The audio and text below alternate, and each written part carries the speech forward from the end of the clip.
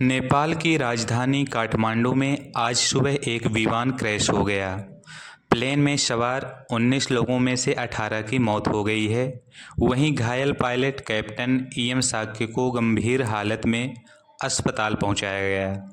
Plane Kathmandu से पोखरा जा रहा था। प्लेन ने सुबह करीब 11 बजे त्रिभुवन एयरपोर्ट से उड़ान भरी।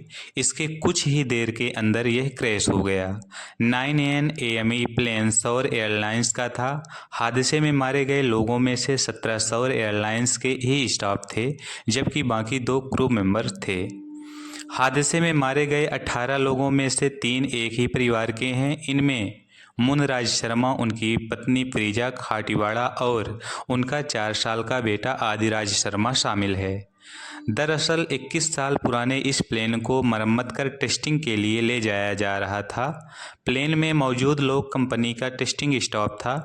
काठमांडू पोस्ट के मुताबिक हादसे के तुरंत बाद पुलिस और फायर फाइटर्स की टीम घटना स्थल पर रेस्क्यू ऑपरेशन के लिए पहुंची। यह सुरक्षा अधिकारी ने बताया कि क्रैश के बाद विमान में आग लग गई थी। इसे तुरंत बुझा दिया गया। घटनास्थल से सामने आई तस्वीरों में धुएं का गुबार उठता दिख रहा है। हालांकि हादसा किस वजह से हुआ, इसकी जानकारी अब तक सामने नहीं आई है।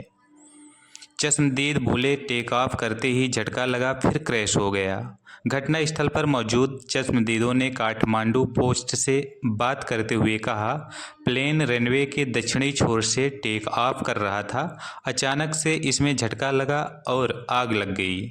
इसके बाद यह रनवे के पूर्वी हिस्से में बुद्धा एयर हैंगर और रडार स्टेशन के बीच एक गड्ढे में गिर गया।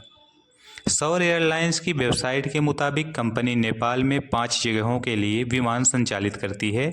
इनके पास 3 बॉम्बार्डियर CRJ-200 जेट्स मौजूद हैं। नेपाल में 14 साल में 12 विमान हादसे हुए हैं। नेपाल में एयर इंडस्ट्री में पिछले कुछ सालों में काफ़ी विकास हुआ है। ये कठिन और पहाड़ी वाले इलाकों में भी सेवाएं दे रही है। हालांकि खराब सुरक्षा व्यवस्था और ट्रेनिंग की कमी की वजह से यहां अक्सर हादसे होते रहते हैं।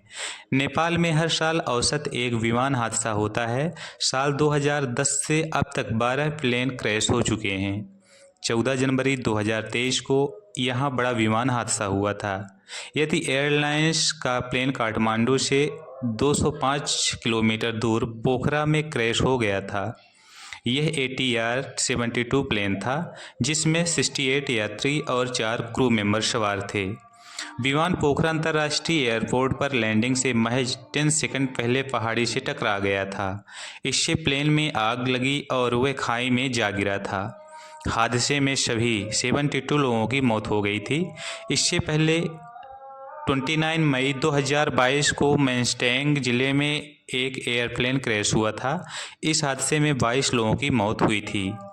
वहीं 2018 में काठमांडू के त्रिभुवन एयरपोर्ट के पास ही US बांग्ला एयरलाइंस का विमान क्रैश हो गया था। इसमें 51 लोगों की मौत हुई थी, जिसमें गंभीर रूप से घायल हो गए थे सभी यात्री, जो कि नेपाल में लगातार हो रहे विमान हादसों का एक बहुत बड़ा कारण है। नेपाल में सबसे सुरक्षित एयरलाइंस बुद्ध एयरलाइंस विश्वसनीयता और सुरक्षा के लिए एक बेहतरीन जगह है।